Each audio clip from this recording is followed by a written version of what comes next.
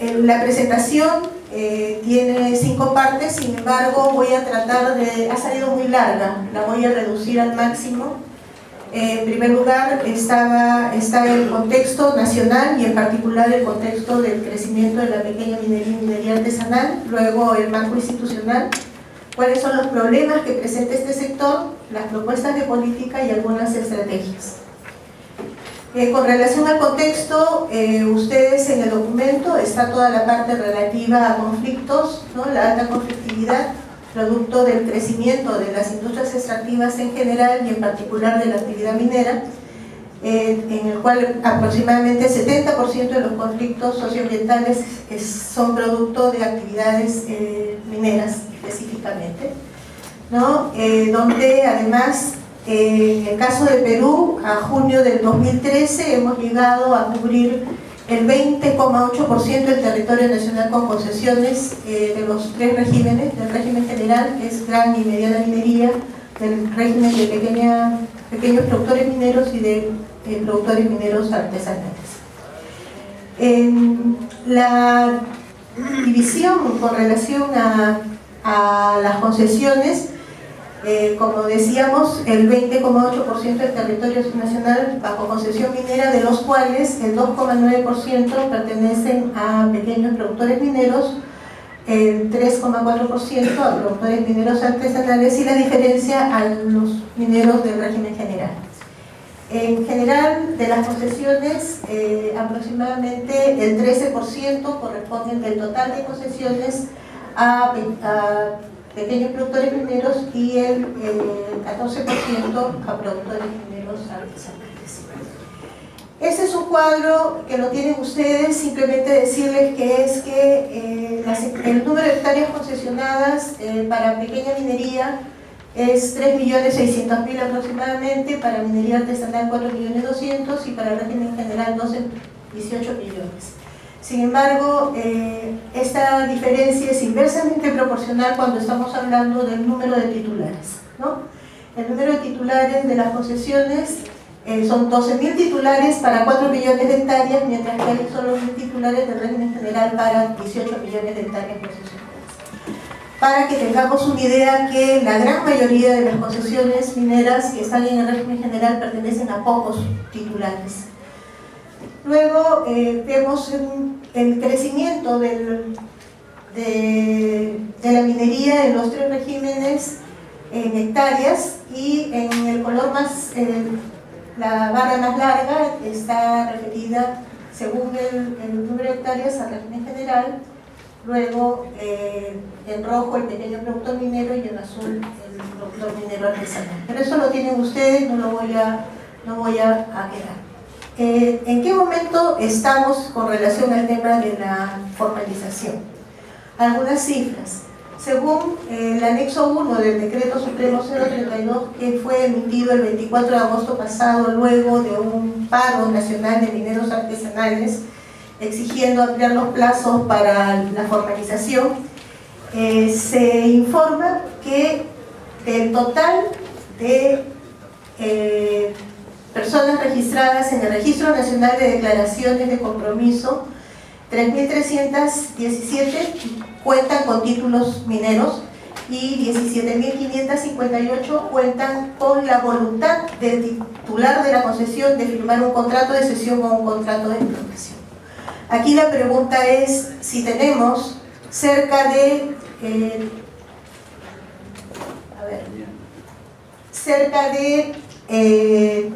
15.000 titulares, ¿no es cierto?, de pequeña minería y minería artesanal, titulares, y solo 3.300 están hasta el 30 de agosto habiendo demostrado y habiéndose inscrito en el Registro Nacional de Declaraciones de Compromiso. La pregunta es, ¿la diferencia dónde está? Porque no todos son formales, no todos los mineros que tienen títulos de concesión son formales. Entonces esto, sin querer deprimirnos por el tema, ¿no es cierto?, significa que tenemos un gran problema entre manos que tenemos que ver cómo resolverlo. Hay un gran número de titulares de concesiones que no se han inscrito, que no están con la intención de formalizarse. Entonces, sobre ese tema hay un problema que tiene que ser visto desde la política pública. Este es un cuadro que me cedió amablemente César Ipenza con relación a los nuevos plazos. El decreto supremo 032, que se dio el 24 de agosto, es cierto que no amplía en general los plazos para la formalización, pero sí amplía plazos para la presentación de 4 de los 5 requisitos fundamentales del proceso de formalización, ¿no? Que tienen que ver con el IGAC, que tiene que ser presentado antes del 19 de abril, tiene que ver con la acreditación del título o del contrato de cesión por parte del titular, ¿no? O un acuerdo por el contrato de explotación. Tiene que ver también con la acreditación del propietario del terreno superficial y con la autorización de uso de aguas. Entonces, hay un plazo que se ha movido, algunos desde el 5 de septiembre, del 10 de octubre, se ha movido para el 19 de abril del próximo año.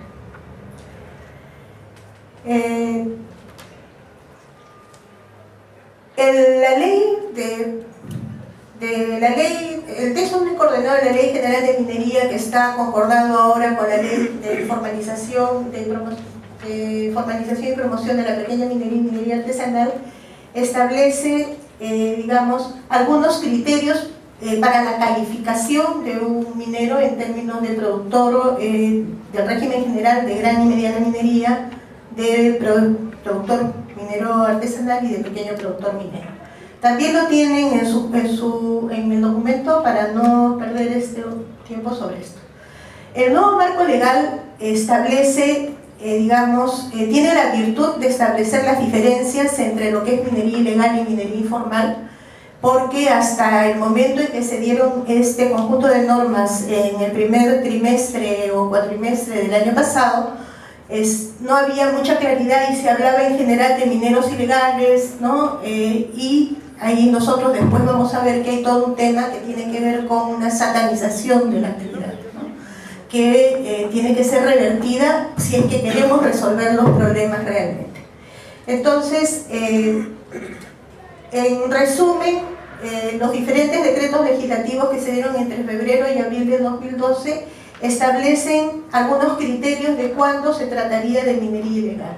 Mineros ilegales son aquellos que, a pesar de tener petitorios, ¿no es cierto?, con o sin concesión, sin certificación ambiental, están en zonas prohibidas para la actividad minera en general, ¿no? No cuentan con autorización de los gobiernos regionales o están causando daños y perjuicios. Están en zonas no autorizadas, etc. Y el minero informal, hay el decreto supremo 006, que son medidas complementarias para la formalización, establece que el minero informal es aquel que está en zonas que sí son permitidas y que ha iniciado su trámite de formalización presentando su declaración de convenios. Digamos esto como un recordaris, porque todos los que están aquí ahora presentes conocen, digamos, del tema, y en todo caso yo no soy abogado, entonces es un recordaris del marco legal, solo un recordaris. En ese marco, en ese contexto en el que hemos hablado y en ese marco legal, la minería artesanal y en pequeña escala, la pequeña minería, presenta una serie de problemas por los cuales la sociedad en su conjunto estamos muy preocupados, y la sociedad civil organizada, como es el caso de quienes estamos aquí presentes, con mayor razón. Los problemas que se presentan tienen que ver con temas que son de fondo, pero también con temas de fondo.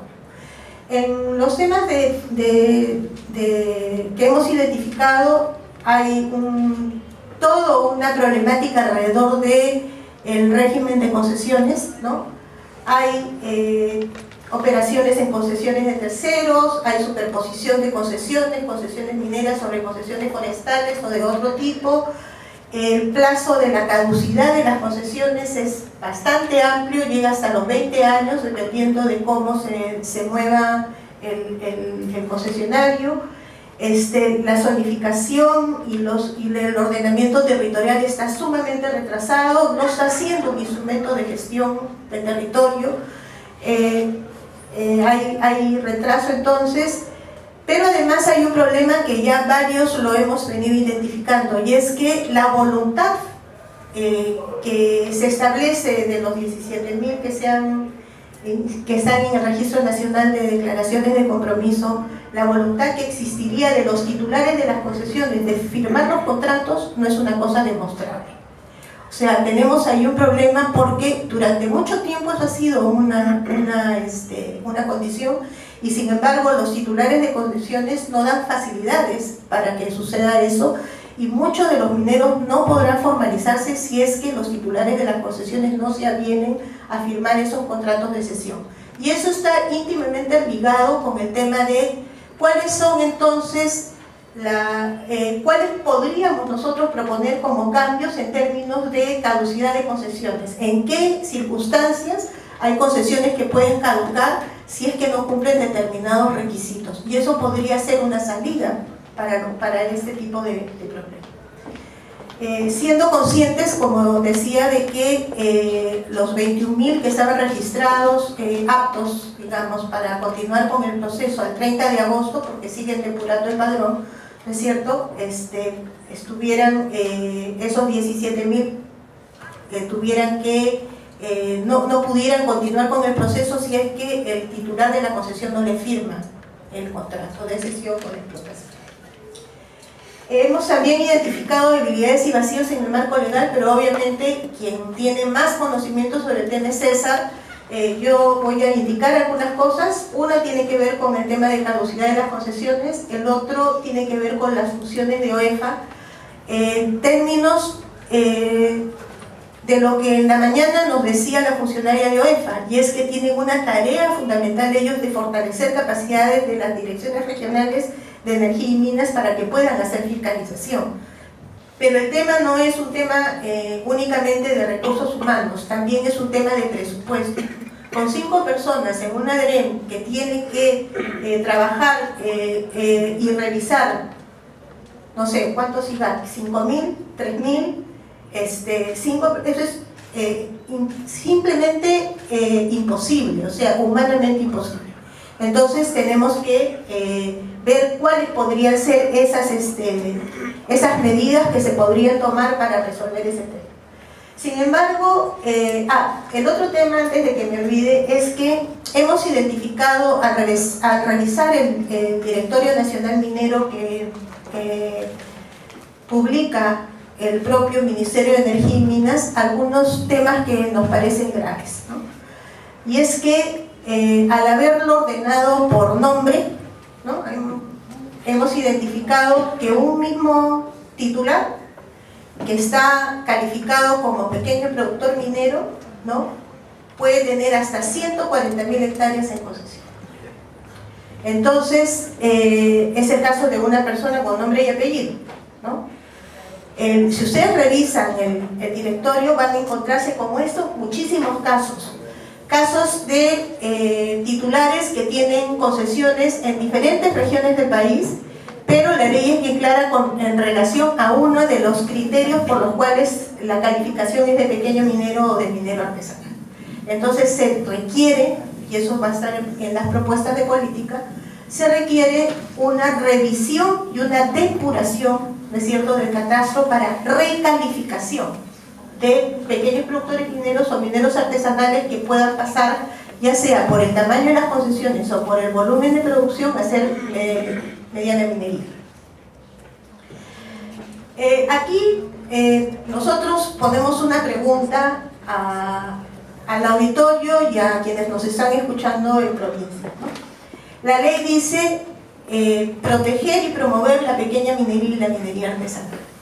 ¿Ese es el objetivo de la política pública? Esa es la pregunta que nosotros nos hacemos. Nosotros en Cooperación hemos hecho una experiencia exitosa de formalización y de erradicación de trabajo infantil, y creemos que sí es posible hacer pequeña minería y minería artesanal responsable ambiental y socialmente, pero que para hacer eso se requiere un Estado de otro tipo, un Estado diferente, con otras prioridades, con otras, digamos, con otros instrumentos, con otros objetivos, con otras ganas de hacer las cosas, y no el tipo de Estado que tenemos ahora, funcional al gran capital, funcional a las grandes inversiones, y que no mira, ¿no es cierto?, que busca el ingreso rápido para cubrir programas sociales sin pensar en el futuro del país. Entonces es una pregunta que se repite de lo que veníamos conversando en la mañana. ¿Qué modelo de desarrollo queremos? ¿Qué tipo de desarrollo queremos? ¿No?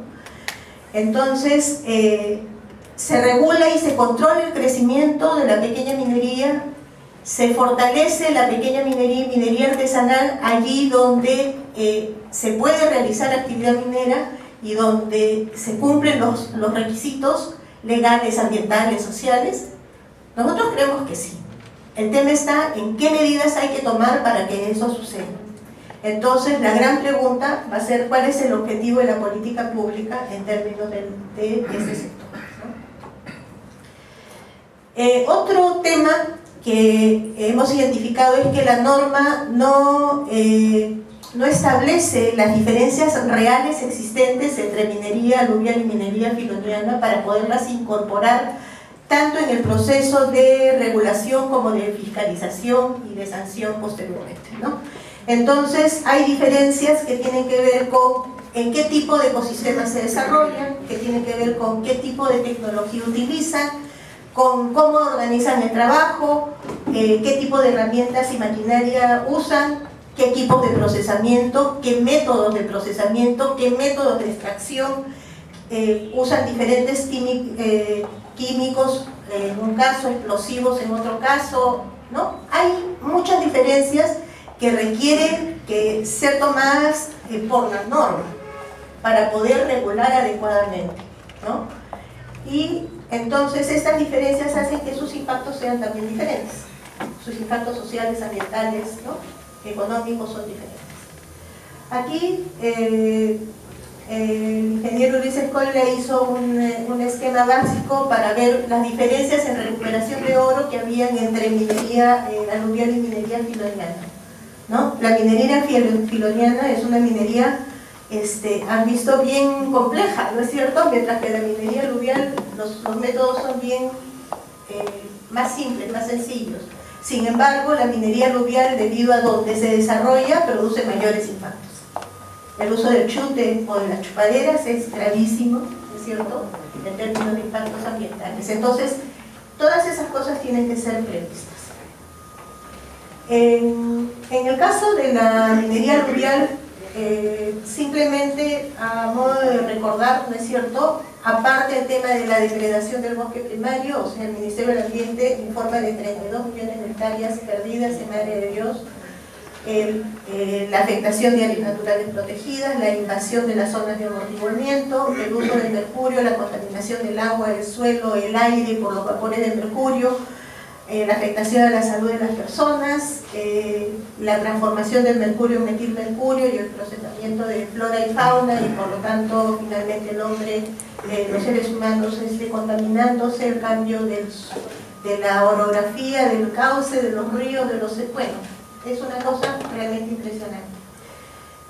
No sé si se ve bien, pero en esta zona donde hay concesiones mineras en el Bajo Marañón, ¿no es cierto?, las partes blancas son zonas depredadas del bosque, ¿no? Lo mismo sucede en estas zonas de aquí. Perdón, en esta zona de aquí. Esta es una nubosidad, en esta zona de aquí. O en el caso de Loreto. Entonces, el uso de mercurio, en el caso de Madre de Dios, según estudios realizados por el propio Ministerio de Energía y Minas, señalan que, por ejemplo, en el año 2011, para la producción de 22 toneladas de mercurio, es decir, de mercurio de oro, se habían utilizado 63 toneladas de mercurio. Es decir, para producir 22.000 kilos de oro, se habían usado 63.000 kilos de mercurio. Ahora, es cierto que el mercurio se recupera, pero no se recupera todo, dependiendo de en qué momento del proceso esté, ¿no es cierto? Y para el año 2012 había bajado, y había bajado esta reducción tiene que ver con las medidas de control y de interdicción. Estoy con Alzheimer. Bueno, aquí les quiero mostrar la situación que ha vivido la cuenca de Huaypetue en Madre de Dios, ¿no? La cuenca de Caichi, de realidad del río, ¿no? En el año 86, estas cosas blanquitas eran ay, se avanza muy rápido, pero para que vean, ¿ya? Eso es en el año 86, y ahí, en mayo del 2000, como avanzado en junio del 2004, la depredación en agosto del 2006, en septiembre del 2008. 12 kilómetros, ¿no es cierto?, de selva depredada. Voy a avanzar porque siento que estoy muy largo. En el caso de la minería de filoniana en sierra, básicamente, digamos, a diferencia del sur medio, que es minería más tradicional, en el sur andino se está dando minería en pequeña escala, ¿no es cierto?, sin procesamiento. Es decir, las plantas de procesamiento sacan el mineral de esas zonas y los llevan a otros sitios. Entonces los impactos ambientales se están dando fundamentalmente en las fuentes de agua. Se está destruyendo todo el tema del sistema de aguas subterráneas, y también se está dando minería no solo de socavón, sino también artesanal a cielo abierto. Entonces realmente el impacto sobre el tema del recurso hídrico y del sistema hídrico es bastante fuerte. Esto es en el bosque seco. En el caso de los impactos económicos, además de impactar en las economías locales por encarecer la vida, o sea, también se impacta la economía nacional por lo que se evaden impuestos o se pagan impuestos. Entonces, la SUNAT ha calculado, ¿no es cierto?, que en el año 2011 se produjeron más de 18 toneladas métricas de oro ilegal en Madre de Dios, lo que representó 500 millones que se dejaron de pagar al fisco por esta producción.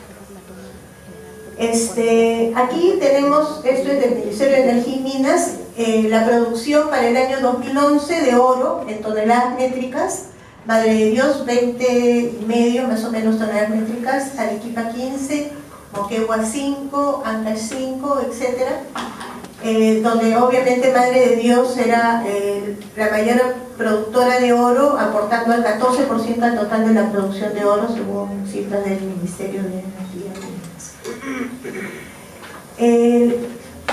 La minería filoniana, sobre todo esta nueva que se está desarrollando en el sur andino, está teniendo otro tipo de impactos en las economías campesinas, ¿no? Se dan dos fenómenos. Por un lado, el crecimiento de la gran minería, que hace que el costo de vida suba mucho, en algunos casos hasta 600%, ¿no? Todo cuesta más caro. Entonces la empresa, además de eso, da empleo temporal a las comunidades, demanda servicios, ¿no?, de las localidades, se incrementa, y todo esto hace que los campesinos rápidamente pasen a trabajar minería ilegal, a hacer minería artesanal. Entonces las causas en esta zona ya no es las otras causas tradicionales de lo que fue la minería artesanal y en pequeña escala, cuando la gente tuvo que emigrar del campo porque estaba Sendero Luminoso y los atacaba y llevaba a la policía, o porque con los cambios que hubieron cuando empezó a hacerse la privatización de las empresas, expulsó muchos trabajadores del sistema formal y los obligó a sistema. Las causas son otras. Las causas son la propia presencia de la actividad de gran minería o de mediana minería. Se han monetarizado las economías, las familias reciben ingresos que antes no recibían y están consumiendo productos que antes no consumían, ¿no? Se está despoblando el campo. Hay zonas, en el caso del Cusco, donde la gente prefiere ir a trabajar a la empresa que trabajar su chacra, ¿no? O ir a trabajar minería artesanal que trabajar la chacra. Entonces suceden estas cosas. Los impactos sociales y culturales tienen que ver con la salud de las personas, pero también tienen que ver con precarias condiciones de trabajo, explotación de mano de obra, trabajo semiesclavo en el caso de la selva, ¿no? El tema de condiciones de pago a titulares, las regalías que a veces no son, las regalías entre comillas, que no son a veces justas, o la explotación que hacen el titular de la concesión a los operarios, etc. Pero además también el incremento de la violencia familiar y sexual, incremento de alcoholismo en zonas donde las rondas campesinas, por ejemplo, habían logrado hacer retroceder alcoholismo en comunidades de la Sierra del Sur Andino. Ahora nuevamente se presenta esta situación: explotación sexual infantil y adolescente, trabajo infantil y adolescente, cambios en hábitos de consumo, etc. Consideramos que hay causas que son de carácter estructural, ¿no es cierto? Hay una desatención de parte del Estado del sector agropecuario, lo cual hace que la relación, digamos, costo-beneficio para la gente sea, ¿saben qué? Prefiero ir a ganar 30 soles trabajando que quedarme en la chacra, que no voy a sacarle lo que... Porque no hay inversión pública, porque no hay promoción agropecuaria, la pobreza no ha retrocedido, como las cifras macroeconómicas señalan, acorde al crecimiento económico del país. Seguimos teniendo un país con un 30% de su población en situación de pobreza.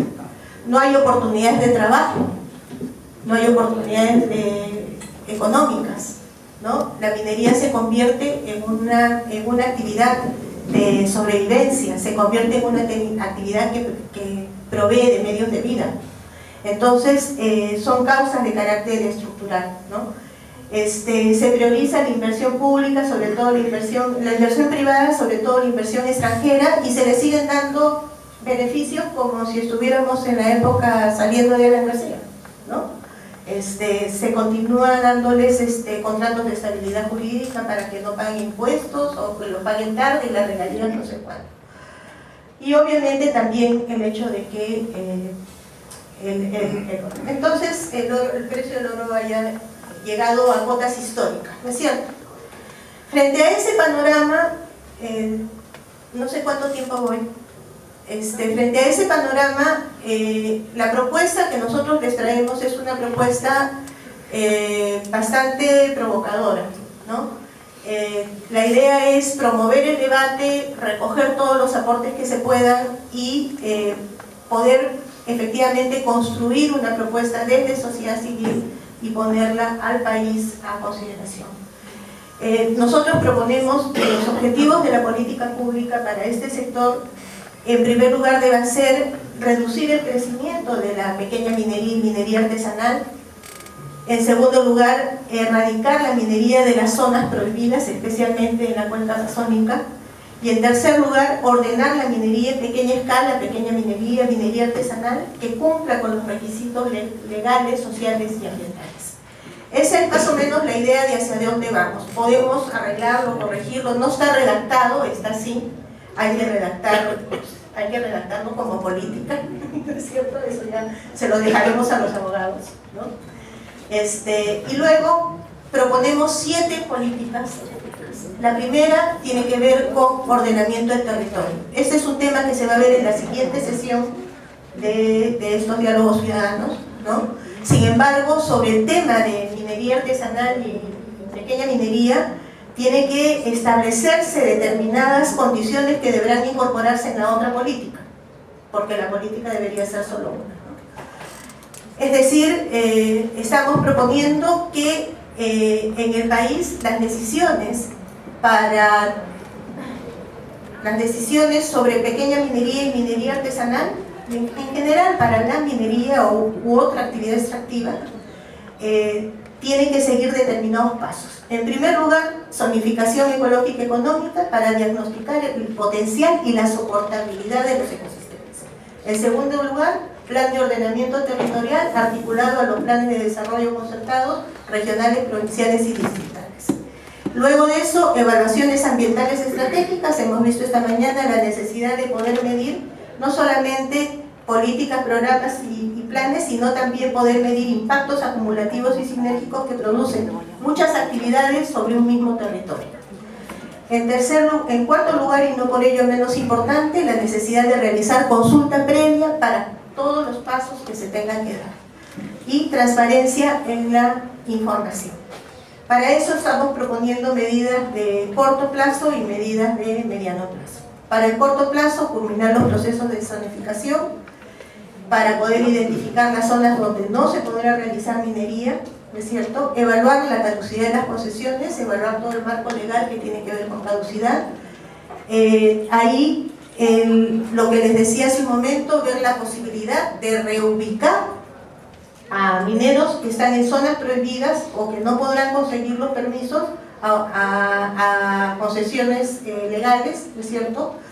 Prohibir las concesiones en zonas no permitidas, fortalecer las capacidades de gestión del territorio, evaluar las concesiones en Amazonía, restringir las actividades en Amazonía y en ecosistemas frágiles, evaluar los daños para la remediación ambiental. Entonces, el espíritu de esta política es ordenar. El espíritu de esta política es erradicar donde no debe estar, reducir donde, digamos, podrían haber derechos adquiridos, ¿no es cierto? Y en tercer lugar, ordenar lo que ya existe, que puede desarrollarse bien. Entonces, lo que podrían ser medidas de mediano plazo deberían ser, digamos, como objetivos, ¿no?, de mediano plazo para que, y estos tendrían que ser los primeros pasos. La segunda política que proponemos es contar con una nueva política de concesiones, construir una nueva política de concesiones que tiene que estar íntimamente ligada a la primera política de ordenamiento del territorio, gestión del territorio, ¿no?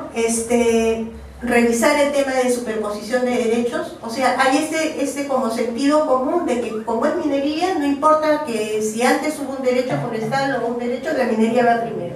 Y eso como que nos lo han metido en la cabeza y así no es.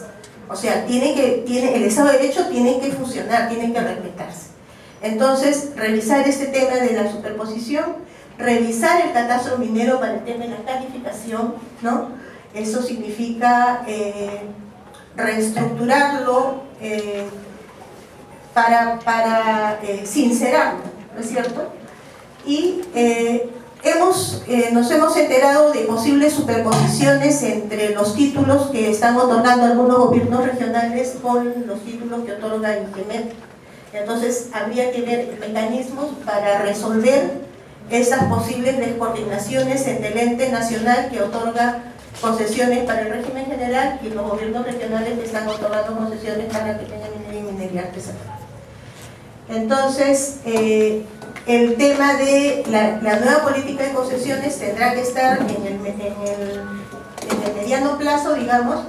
El otorgamiento de concesiones tendrá que darse en base al plan de ordenamiento territorial, o sea, no es en base a las cuadrículas en las cuales se ha dividido el territorio del Perú, sino en base al plan de ordenamiento. Ya lo otro es repetir lo que se ha dicho. La tercera propuesta de política tiene que ver con el tema de diversificación económico-productiva, porque el tema está en que mientras sigamos dependiendo de la renta extractiva, ¿no es cierto?, va a ser muy difícil salir de un círculo vicioso donde toda nuestra economía gira alrededor de eso. Si desde el Estado hay una promoción realmente del sector, por ejemplo, agropecuario, o del sector turístico, o ecoturístico, etcétera, estamos hablando de otras oportunidades de empleo que no dependan de recursos que son no renovables. Entonces, generar la propuesta de la política es actividades económico-productivas con mayor valor agregado posible, ¿no es cierto?, que promuevan además mercados locales, articulaciones de diferentes pisos ecológicos, en fin, todos estos temas que tienen que ver, que los vamos a tener que ver, me parece, en el tercer día de diálogos, que tienen que ver con la diversificación. Eso implica diagnósticos de alternativas económico-productivas, promoción de la inversión pública en desarrollo productivo, identificación de mercados locales y nacionales. Ahí salir del sueño de la exportación, cuando tenemos un país tan grande, tan diverso, que necesitamos más bien generar esas economías locales. Ahí tenemos mercado, ¿no? Realizar los estudios de mercado que sean necesarios, cadenas productivas, actividades económicas alternativas. Y aquí es bien importante, a la gente no le puedes decir, ¿sabes qué? Tú no puedes formalizarte y te vas a quedar ilegal de por vida. No puede ser así. O sea, se le tienen que dar alternativas para resolver sus medios de vida. Se le tienen que dar alternativas, y esa es una tarea del Estado. Esa es una tarea de la sociedad en su conjunto, pero principalmente del Estado. Y eso va a implicar, entonces, en el mediano plazo, modificación de la ley de canon y regalías. ¿Para qué? Para que la inversión vaya en inversión productiva y que no haya ese temor de parte de los gobiernos regionales y locales de invertir solamente en infraestructura porque tienen miedo de que les metan un juicio, ¿no? Entonces, o que les abran un procedimiento administrativo. Tiene que ver con una cosa que vamos a tener que discutir, y ahí vamos a tener que debatir con los gobiernos regionales y locales, y es que tiene que haber una redistribución justa y equitativa de la renta de canon y regalías. O sea, son cambios realmente de carácter drástico, pero que tienen que ser abordados de la mejor manera posible, ¿no? La cuarta política tiene que ver con el fortalecimiento de la institucionalidad pública y la presencia del Estado en todo el territorio nacional. Tiene que ver con las responsabilidades sectoriales, tiene que ver con la actuación concertada e intersectorial para resolver las cosas, no que cada uno vaya con su pañuelo y va por su sitio. Tiene que ver con el fortalecimiento de la gestión ambiental. Por eso yo en la mañana preguntaba, el tema de la política ambiental no es un tema de esta es mi competencia como gobierno nacional y esta es la tuya como gobierno regional. No, tiene que haber una política de Estado, no puede estar sectorizada ni dividida en los niveles de gobierno, tiene que tener una mirada integral. Este fortalecimiento tiene que ver con que el Estado recupere su rol de garante de derechos, que no continúe siendo funcional al poder económico, sino que vele por el bien común, por la mayoría, por la totalidad de la población. Y obviamente, si no va acompañado de un combate frontal a la corrupción, no avanzamos, porque ese es uno de los problemas que tenemos. Entonces, en el corto plazo, esto tiene que ver con las otras políticas, ¿no es cierto? Fortalecer, desarrollar instrumentos de gestión ambiental, fortalecer el rol de las comisiones ambientales municipales y regionales, la participación de la sociedad civil en la gestión ambiental y territorial, la sanción a las autoridades y funcionarios que no solamente infringen la ley, sino que promueven a otros a que caigan en la ilegalidad, como es el caso de algunas direcciones regionales de minería, ¿no es cierto? Que les dicen a los mineros artesanales, para evitarse problemas, ya, con tu declaración de compromiso es suficiente, puedes seguir actuando, no importa que la concesión sea de otro. O sea, eso es hacer que la gente incurra en la ilegalidad. Eso tiene que ser sancionado. Entonces, identificar a quienes incumplen la ley y a quienes hacen que otros incumplan, por negligencia, por temor o por lo que fuera. Fortalecer el rol del OEF en el sentido, ¿no es cierto?, de la función que le compete en términos de fortalecimiento de las direcciones regionales y en general de los otros organismos descentralizados en cuanto a gestión ambiental.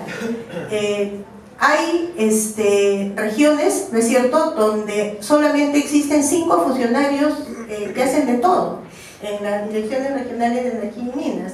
Entonces ellos tienen que hacer la fiscalización, tienen que hacer la evaluación, o sea, todo. Entonces requieren capacidades, requieren manos y requieren recursos, ¿no? Aplicar el Plan Nacional Anticorrupción, ¿no? Ya no sé en qué número voy, ¿la quinta? Fortalecer las capacidades de los gobiernos regionales y de las direcciones regionales de energía y minas, ¿no es cierto? Implica clarificar sus roles y sus competencias y sus funciones, porque no está claro, ¿no?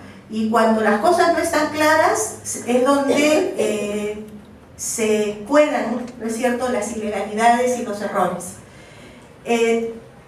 Fortalecer sus capacidades en gestión del territorio y en gestión ambiental, capacidades técnicas, capacidades sociales, económicas, fortalecer su infraestructura y su logística, su presupuesto, articular, etc.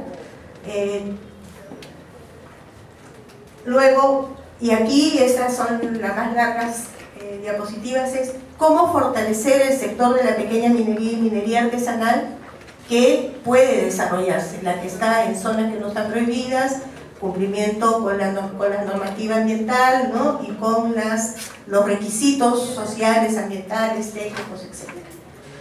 Ahí estamos proponiendo como 6 medidas de corto plazo. Uno, primero, el tema de la cadena productiva. Tenemos que identificar todos los actores en todos los momentos de la cadena, que tiene que ver desde la explotación, pasando por el beneficio, el procesamiento, la comercialización, la exportación, la importación y el consumidor final. Porque acuérdense que ahí fue que salió la historia esta del viceministro de hidrocarburos, que era dueño de esa empresa exportadora de oro, que el año 2012 había exportado 18 toneladas métricas de oro y que tenía su oficina en Madre de Dios y era viceministro. Entonces ahí hay que tener mucho ojo, porque ¿quién suministra los insumos que están prohibidos? ¿Quién controla los combustibles? ¿Quién vende y de dónde se compra el mercurio? O sea, mirando todo eso ayudamos en el tema de formalización, identificando toda la cadena productiva, ¿no? ¿Quién inyecta dinero? ¿Quién vende la maquinaria para las zonas que están prohibidas? Todo eso.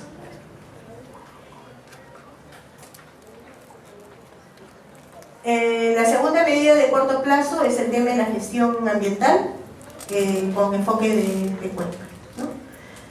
Identificar y priorizar las microcuencas impactadas para el tema de remediación y para que no se sigan promoviendo la actividad ahí, formular instrumentos de gestión ambiental adecuados.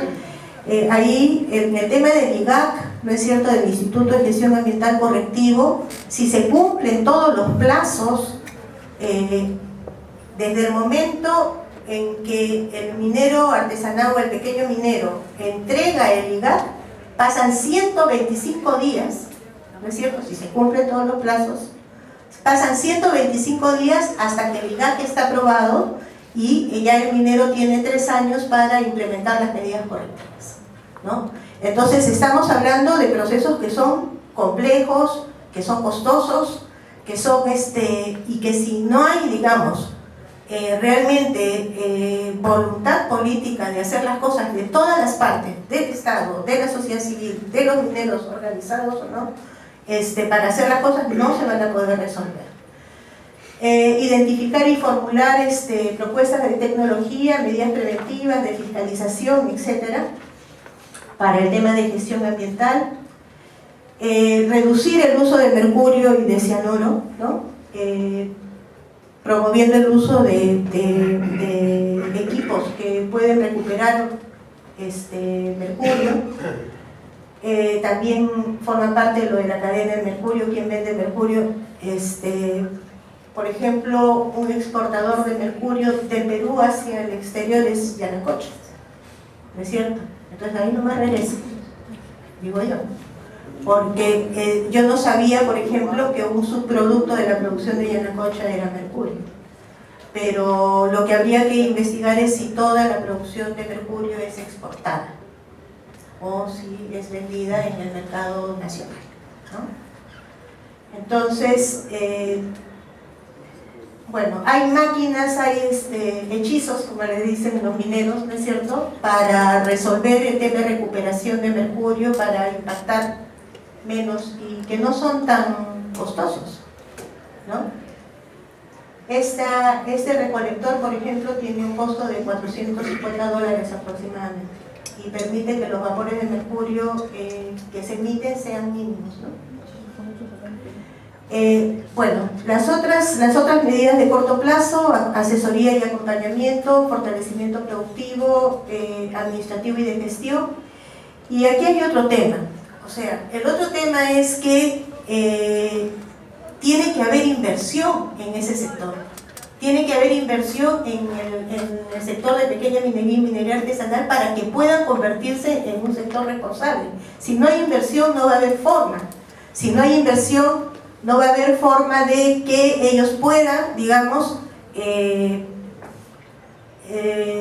comprar lo que necesiten, gestionar lo que necesiten, etc. Entonces, ahí lo que se plantea es que hay que analizar como medida de corto plazo cuáles serían esos posibles pasos, ¿no es cierto?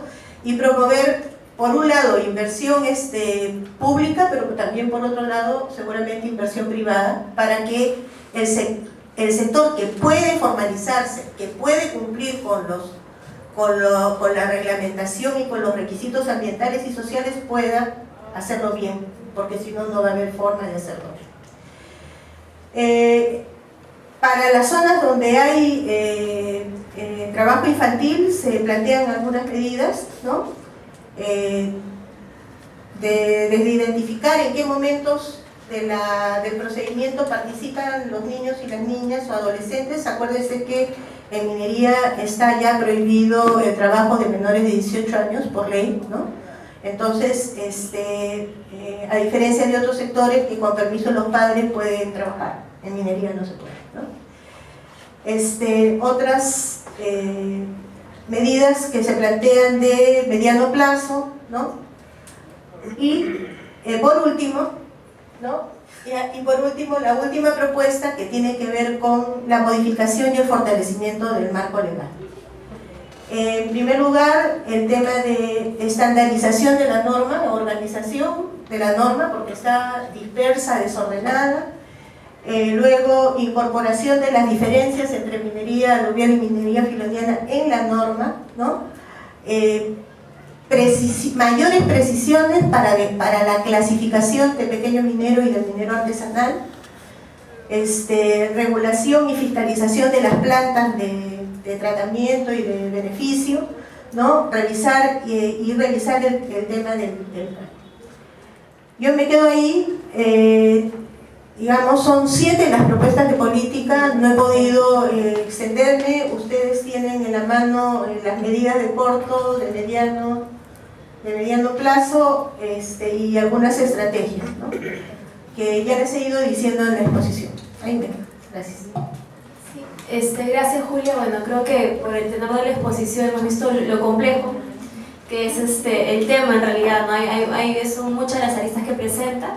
Y ahora le dejo el espacio a César para que haga los comentarios y ya luego de eso vamos a tener la ronda de intervenciones, la primera ronda. Gracias. En primer lugar, quiero agradecer a la red Muki y a Julia por el documento que nos ha presentado.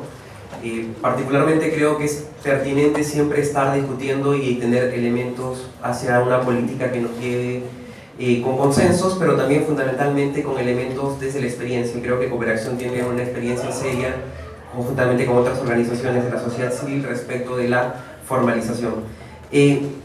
Quisiera partir de que creo que todos estamos de acuerdo a nivel nacional y somos conscientes de que no queremos una minería ilegal, ¿no? Entonces queremos apostar por la formalización de aquellos informales, pero que fundamentalmente las acciones de interdicción que están habiendo en este tiempo último deben estar destinados a los ilegales, no a los informales, porque hay un proceso en marcha aún, ¿no? Pero también debemos ser conscientes que las condiciones mínimas para que esta formalización ocurra, para que se dé, deben ser asumidas con responsabilidad por parte del Estado y del gobierno de turno. Y para esto no bastan solo medidas normativas o mecanismos normativos que los tenemos, ¿no? Sino todo un proceso que desencadene en recursos, en un proceso de acompañamiento hacia quienes tienen el rol que asumir y son los gobiernos regionales. De manera particular me llamó la atención este decreto último, el decreto supremo 032 de energía y minas, que en un artículo final habla incluso de una situación medio extraña de que los gobiernos regionales vía convenios podrán retornar las competencias al gobierno nacional a través del Ministerio de Energía y Minas para la formalización. Entonces yo particularmente no comparto esa opinión. Creo que si queremos instancias o institucionalidad en el país debemos apostar por reforzar lo que ya se dio, y uno de esos temas es, por ejemplo, el tema de la descentralización, que de acuerdo a nuestro mandato constitucional es irreversible, ¿no? Entonces creemos que debemos seguir consolidando los espacios existentes. Otro tema que manda la normativa reciente, bueno, ya casi 2 años de la normativa de minería ilegal, es la creación de espacios de formalización, como son la ventanilla única. Yo sigo insistiendo siempre en estos temas de ventanilla única, que hasta la fecha, a pesar de haberse dado la norma en abril de 2012, no se ha implementado. Exige y manda que estén la Autoridad Nacional del Agua, el Gobierno Regional, el Ministerio de Energía y Minas, el Ministerio de Cultura, la autoridad, el Servicio de Áreas Protegidas, ¿no? Entonces, pero y siempre tenemos en el Estado, y los que hemos trabajado en el Estado sabemos que esta situación de tirarse la pelota y decir no, tiene que hacerlo tal o cual, pero si no hay los recursos o no se da el espacio ideal, difícilmente va a avanzarse en el tema. Dicho esto, quisiera pasar a las propuestas de política de Julia. Voy a tomar las que definitivamente creo que debieran ser discutidas y levantadas, y sobre todo tomando que no son propuestas exageradas o propuestas jaladas en los pelos. Yo creo que son perfectamente aplicables. Por ejemplo, en el tema de ordenamiento territorial, creo que hay un consenso nacional también respecto a la visión de las áreas naturales protegidas. Las áreas naturales protegidas son una estrategia de desarrollo de largo plazo, la que nos hemos fijado los peruanos y peruanas, y es un modelo de ordenamiento territorial que se debe garantizar y respetar, ¿no? Entonces, creo que un tema puntual, y la legislación así lo contempla, desarrollar minería dentro de áreas protegidas está considerado dentro del Código Penal como delito de minería ilegal agravado. Por tanto, no debiera haber minería dentro de áreas naturales protegidas. El otro tema que no queda claro es qué pasa con nuestro patrimonio cultural. Yo, de manera muy preocupante, veo cada día cuando veo que el Capañán está siendo destruido o que las líneas de Nazca están siendo invadidas, y me pongo a reflexionar y digo, no estamos destruyendo los cementerios o los centros donde nuestros ancestros, nuestros abuelitos estuvieran desarrollados, ¿no? Entonces ese tipo de cosas tampoco podemos permitirlas, y yo de manera particular reflexionaría sobre la pertinencia de incluir dentro de zonas para no desarrollar actividad minera o zonas de exclusión, como queramos verlas, que no se contemplen áreas protegidas y zonas de patrimonio cultural, ¿no? Entonces, por ahí. Luego, respecto al tema, el segundo tema de nuevas políticas de concesiones, yo sí soy un convencido pleno y hemos planteado alguna posición respecto al tema desde la Sociedad Peruana de Derecho Ambiental, que debemos tener una moratoria o una suspensión de concesiones de minería a la fecha. No podemos seguir, los gobiernos regionales no pueden seguir otorgando nuevas concesiones con el caos existente. Estamos hablando de, ¿cuántas personas se ampararon en el proceso de formalización? 70.000 personas amparadas en un proceso de formalización. Lo que ha hecho este último proceso de emisión de estos decretos legislativos ha empujado a gente de Madre de Dios hacia otras regiones como, distritos como Puerto Inca, que tenían, 50 petitorios mineros, a fin del año pasado llegaron a duplicar o a triplicar el nivel de concesiones. Y con las deficiencias que estamos viendo y las necesidades y el poco acompañamiento del gobierno nacional o los gobiernos subnacionales, no podemos seguir otorgando procesos de concesión otorgando nuevas concesiones en general en el país. Por tanto, la pertinencia y lo que plantea Julia de una suspensión o de restringir el otorgamiento de concesiones me parece perfectamente viable. Y recordemos que no es algo nuevo, ya el Ministerio de Energía y Minas, a través de un decreto supremo y luego el decreto de urgencia 012, que tuve la oportunidad de trabajar cuando acompañé al Dr. Brack, señalaba puntualmente la suspensión de concesiones o de petitorios en el ámbito de Madre de Dios. Esto fue en 2010. Es un decreto supremo y perfectamente el Ministerio de Energía y Minas, en este proceso de este decreto supremo que ha emitido, que habla de un plan de saneamiento, perfectamente puede emitir un decreto supremo suspendiendo el otorgamiento de concesiones a nivel nacional. El otro tema sobre la nueva política de concesiones, es pertinente siempre revisar la legislación comparada, y cuando vemos las causales de caducidad de las concesiones mineras en otros países, contemplan, por ejemplo, el no contar con certificación ambiental. En nuestro país, las únicas causales de caducidad son el no pago de derecho de vigencia, el no ejercer la actividad en determinado plazo y el invadir una concesión externa. Y pueden provocarse todas las demás situaciones de delitos conexos a la minería ilegal, o pueden provocarse operar sin certificación ambiental. Es perfectamente aplicable una situación similar en nuestro marco normativo. Por tanto, yo plantearía también, y me parece interesante, incluir nuevas causales de caducidad a las concesiones mineras, ¿no? Entonces, sé que hubo la posibilidad durante el proceso de discusión de estos decretos legislativos de incluirlos, pero hubo una férrea posición de no aceptar estas causales por parte del sector energía y minas, ¿no? Entonces, creo que se debe sincerar ese tema, se debe empezar a discutir qué otras posibilidades y qué otros contextos en el ámbito de los países hermanos o vecinos hablar de esos temas. En el tercer punto, cuando Julia plantea el tema de diversificación de la actividad productiva, creo que también deberíamos plantear, Julia, es el tema de qué mecanismos de reconversión pueden incluirse respecto de aquellas personas o de aquellos mineros que no van a lograr formalizarse, ¿no? Entonces, es una posibilidad discutir, y yo recuerdo que en 2010-11 el gobierno regional de Madre de Dios elaboró un plan nacional de formalización, un plan regional de formalización y de reconversión de la minería. Entonces, contemplaba algunos elementos que pueden ser perfectamente rescatables y que han sido discutidos en un ámbito subnacional. Y además, también contemplar qué otras opciones de actividades económicas sostenibles se pueden plantear, ¿no? Por ejemplo, en Madre de Dios, difícilmente toda la gente que aspira a tener o desarrollar la actividad, lamentablemente no todos van a poder acceder a una concesión o a desarrollar la actividad como quisieran. Entonces, creo que la región tiene otras potencialidades que podrían empezar a revisarse y a discutirse. Esto sin señalar que no estoy diciendo que no vayan a hacerlo, pero en la práctica definitivamente no todos van a entrar al sistema, eso es imposible. Si todos quisieran pedir concesiones, no hay territorio hoy en día en Madre de Dios donde acceder, porque ya todas las concesiones han sido adjudicadas, ¿no? Entonces, ese tema. Y respecto al tema de fortalecer la institucionalidad pública y la presencia del Estado en todo el territorio nacional, me pareció pertinente cuando hablas del rol del OEFA. Particularmente he acompañado en algunos casos puntuales el tema de los inicios de los procedimientos sancionadores. Los decretos legislativos clarifican en un artículo modificando la ley de formalización, señalando que cuando no se cumplan los requisitos de pequeño o artesanal, quien tiene la competencia es el organismo de evaluación y fiscalización ambiental. ¿Y qué es lo que ha hecho el OEFA actualmente? Ha iniciado procedimientos administrativos sancionadores, por ejemplo, a la familia Vaca Casas. No quiero andar en este detalle porque me parece estigmatizar a una persona, a un grupo, cuando estamos hablando de diversas personas, de diversos grupos, y a veces se pretende personalizarlas, ¿no? Pero creo que un caso de estos es la familia Vaca Casas, sí, pero también se le ha iniciado un procedimiento sancionador a una planta procesadora en Chala, me parece, en Aca. A este ciudadano extranjero chino, Yi Yang en Huánuco, y a otros ciudadanos que, haciendo un trabajo que podría hacerlo el INGEMET o el Ministerio de Energía y Minas, teniendo toda la base de datos, cruzando información, ver que mucha gente supera las 2.000 hectáreas y en la práctica no es pequeño, no es artesanal y está bajo competencia del gobierno nacional y le toca la fiscalización al OEFA. Creo cuando tengamos resultados de estos PAS, de esos procedimientos administrativos sancionadores, vamos a ver resultados mucho más efectivos y que la gente se empiece a alinear también.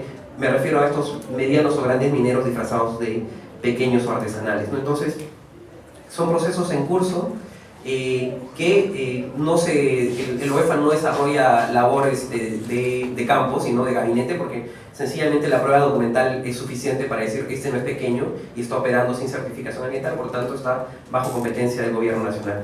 Entonces, creo que cabe la posibilidad de analizar eso. Y el otro tema que he venido reflexionando y me ronda la cabeza siempre es el tema de estas grandes plantas procesadoras, y estamos hablando de 4 o 5 que parecen como pequeñas o artesanales y que en la práctica no son pequeñas ni artesanales, entonces están en el régimen, debieran estar en el régimen general. Por tanto, a veces dentro del mundo de los mineros se habla de que muchas veces ellos financian, facilitan ciertas actividades de protesta y todo esto. Entonces, es cierto que el mercado no puede dejar de producir o moverse, ¿no? Entonces, yo planteo la posibilidad de que el Estado tome estas grandes plantas, no estoy hablando de 100 ni de 10, puntualmente 4 o 5, entonces que el Estado tome la administración judicial de estas plantas y siga procesando y tenga un mayor control de los mineros. Es una posibilidad y se tendrá que discutir en base a las diversas opiniones, ¿no? Entonces, por ahí cabe esa posibilidad. El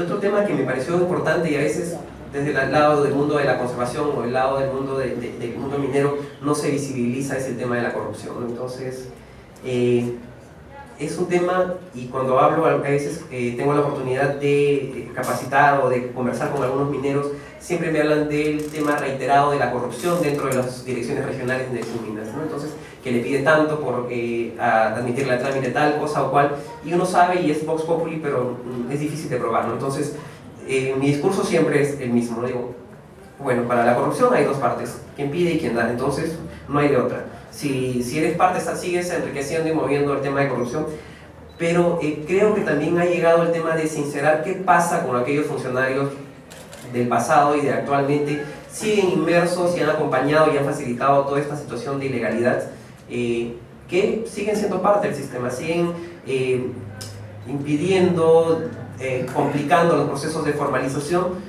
porque puntualmente creo que el negocio se les acaba si funcionase la formalización de manera efectiva. Y estamos hablando de funcionarios que mucha gente conoce y que ha estado inmerso durante 10, 12 años en los procesos de formalización, y si uno pregunta los resultados o los logros de la formalización que ha obtenido es mínima o cero, ¿no? Entonces, por ahí yo lo llevaría. Otro tema que me pareció interesante respecto de la política 6 es, bueno, habla de la reducción del uso del comercio del mercurio y del cianuro, ¿no? Entonces, me ponía a pensar, el Perú, bueno, ha sido parte importante, hace unas semanas también incluso se ha estado discutiendo lo que próximamente será el convenio de mercurio, el convenio de Minamata, que va a ser abierto para la firma en octubre próximo en Japón. Entonces, ¿de qué manera vamos a contar con la implementación? Porque lo que hace el convenio de mercurio, o lo que va a hacer el convenio de mercurio o el convenio de Minamata es fijar rangos y umbrales para impedir la comercialización o regular la comercialización de mercurio. Nosotros adquiríamos hasta hace poco a Estados Unidos y a España. Bueno, la Unión Europea ya entró en vigencia una directiva comunitaria que impide la comercialización o la exportación hacia países, y también Estados Unidos también impide, ¿no? Entonces estamos importando de México, de China y de Kazajstán. Entonces, ¿cómo vamos a implementar este instrumento internacional a nivel nacional? Tenemos la infraestructura, la capacidad, toda vez que Perú no solamente importa, sino también produce a través de la gran minería de mercurio. Entonces, es todo un reto, porque no vamos a suscribir un instrumento que es pertinente, pero sin la infraestructura y sin las necesidades. Y a la larga estamos apoyando y suscribiendo instrumentos sin que, bueno, para que sean letra muerta. Entonces, debe llevar un proceso de reflexión y de inclusión. El otro tema que mencionaste también en este punto, Julia, es el tema de la erradicación del trabajo infantil. Creo que está muy claro, y bueno, si bien es cierto, la actividad minera, el trabajo infantil está prohibido en la actividad minera, y nuestro Código Penal señala puntualmente que el empleo de menores de edad dentro de las áreas, el empleo de menores de edad dentro de la actividad de minería está prohibido y está calificado como delito de minería ilegal agravado, que da entre 8 y 12 años de pena privativa de libertad. Debe tener los primeros resultados, porque a veces creo que con la aplicación de la norma y sanciones efectivas o casos emblemáticos se visibiliza y se logra, ¿no? Entonces, finalmente en el punto 7, cuando Julia hablaba de precisar los parámetros para la calificación de pequeño minero o de minero artesanal, creo que es pertinente empezar a reflexionar sobre esos puntos.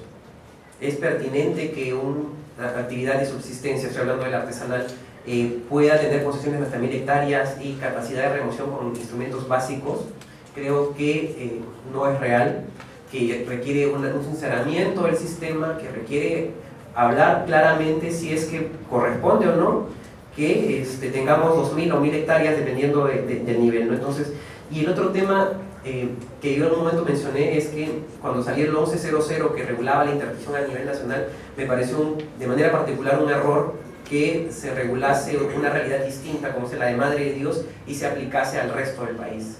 Entonces creo que es pertinente reflexionar y hablar de una propuesta de norma en algún momento de minería aluvial y otra de minería filoniana en la parte andina o costeña. No sé, creo que son propuestas que debemos empezar a analizar y posibilidades que podemos discutir. Y bueno, finalmente creo que el tema de articulación del Estado, ¿no? Es lo más difícil, porque finalmente tenemos órganos que promueven inversión y otros que controlan y fiscalizan, pero si queremos abril de 2014 tener nuestros primeros mineros formalizados en masa, se requiere una articulación efectiva del Estado.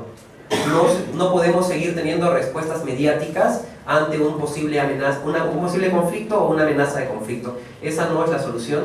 Y si uno ve los contextos de las denuncias mediáticas o de prensa sobre tal o cual situación de contaminación o de incremento de la minería ilegal, o una amenaza de paro, ahí vemos la respuesta del Estado. Finalmente, la política nacional, que está en temas nada importantes a veces, llevan la discusión a otros temas y vuelve a levantarse cuando surge un conflicto o el vencimiento de determinado plazo. Entonces, creo que ese tema es fundamental, particular, y no es un tema también del Ministerio del Ambiente, no es un tema del Ministerio de Energía y Minas. Si uno analiza las competencias de cada organismo, de cada sector, creo que todo el Estado tiene algo que decir respecto al tema de pequeña minería, minería artesanal, de la minería informal y la minería ilegal. Los resultados que presentó Carney el lunes o ayer sobre el tema de contaminación por mercurio se evidencian. ¿Dónde está la respuesta? ¿Qué ha dicho el Ministerio de Salud respecto a este tema? ¿O qué dice el tema de trata de personas del Ministerio de la Mujer? ¿No? Entonces, hay diversas cosas. ¿O qué dice respecto a las comunidades nativas que están ejerciendo actividad de minería ilegal en sus tierras comunales? ¿Qué dice el Ministerio de Cultura? Entonces, creo que hay una respuesta que se tiene que dar de manera conjunta y el Estado tiene que hacerlo. Y la última reflexión que tengo es respecto a que todos hoy en día estamos siendo cómplices y estamos subvencionando la actividad de minería ilegal. Si sincerásemos el sistema y dijéramos cuál es el real costo de los hidrocarburos, lo que pagamos está siendo subvencionado con dinero de cada uno de nosotros. Y si Madre de Dios es la región que más consume hidrocarburos, estamos todos subvencionando esta ilícita actividad. Entonces creo que es un tema también a tomar en consideración. Bueno, muchísimas gracias.